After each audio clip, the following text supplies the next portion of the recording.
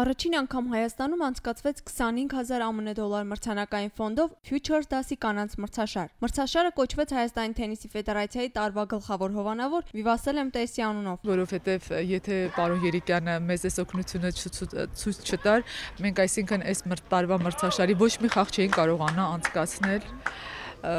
այսինքն շատ մեծ առաջընթաց է մեր համար։ Հոկտեմբերի 8-ին Օրանժ թենիս ակումբում տեղի ունեցավ Վիվասել Մտեսի կանանց մրցաշարի եզրափակիչ խաղը։ Կիսաեզրափակիչից պարզ դարձավ, որ վաղ մրցաշարի գլխավոր մրցանակի համար պայքարել են մրցաշարի երկրորդ ուժեղագույն թենիսիստուհի Ջուլիա Կոհենը, ով 150-րդ համարն է ըստ միջազգային ցուցանիշի, եւ Չիլին ներկայացնող Անդրեա Կոչ Բենվենուտոն։ Մրցաշարում բավականին լավ հանդես եկավ Անի Ամիրաղյանը։ Նա հաղթանակ գրանցեց առաջին երկու հանդիպումներում եւ երկկողմանի բարդ պայքարից հետո պարտություն կրեց եզրափակիչ Հասան Ջուլիա Կոհենից։ Ինչպես հայտնեց Տիկին Փամբուկյանը, մրցաշարին անմիջապես հոկտեմբերի 10-ից 15 կհաջորդի կրկին Futures դասի Play City Գավաթ կանանց մրցաշարը 10,000 ԱՄՆ մրցանակային ֆոնդով։ Մենք այս տարի ունեցանք երկու $15,000 մրցաշարեր, մեկը Ամերիա քափն էր, մեկը Օրանջ թենիս քափն էր։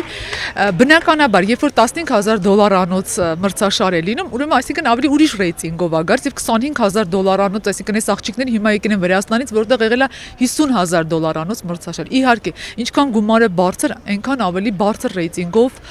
մասնակիցներ են ունենում։ Հիշեցնենք, որ այս տարի Հայաստանի թենիսի ֆեդերացիան հուլիս ամսին արդեն անցկացրել էր Futures դասի տղամարդկանց երկու մրցաշարեր։ Անի Մարկոսյան, Արման Գրիգորյան, Սլաքեյ։